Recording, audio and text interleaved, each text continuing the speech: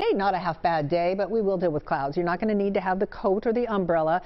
Likely won't need the sunglasses for much of the day either. So as we take a look at Atlantic City, good morning to all of you down the shore. You had a stunning sunrise this morning, and still people out enjoying the boards. Still plenty of sunshine. That will be the brightest spot down the shore today. But you see those clouds are starting to move in, those high thin clouds. Already a high thin cloud deck across the Lehigh Valley. All of you in Bethlehem are looking at gray skies, but dry conditions there. And it was a warmer start to the day than you've seen in the last 4 or 5 days.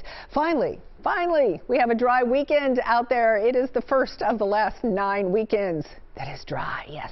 Clouds with some sun, heavy on the clouds today, a few peaks of sunshine and 60s. And then tomorrow we flip it. We'll have lots of sun with just a few clouds and 60s. And don't forget to turn the clocks back 1 hour tonight. Daylight saving time ends, and you won't want to miss out on that extra hour of sleep tomorrow.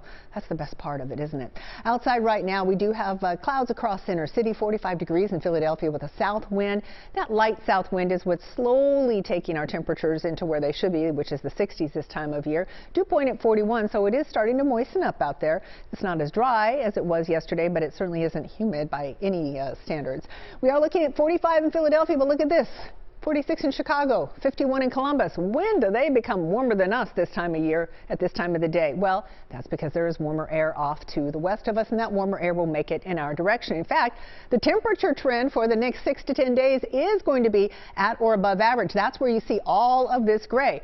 Much warmer than average is the southeast and parts of the northern plains, and the only below average temperatures well up into New England. So we're going to be near average, which means upper 50s and low 60s. Now, for the entire winter, we're going to be looking at temperatures that are going to be above average. People keep asking me this. Doesn't mean we can't have a whopper of a snowstorm in there. It just means that when you average out the winter, it'll be warmer than normal. And speaking of precipitation, for the next 8 to 14 days, normal rainfall is expected across our area, so we're not expecting any deluge, maybe even a little bit on the dry side at times.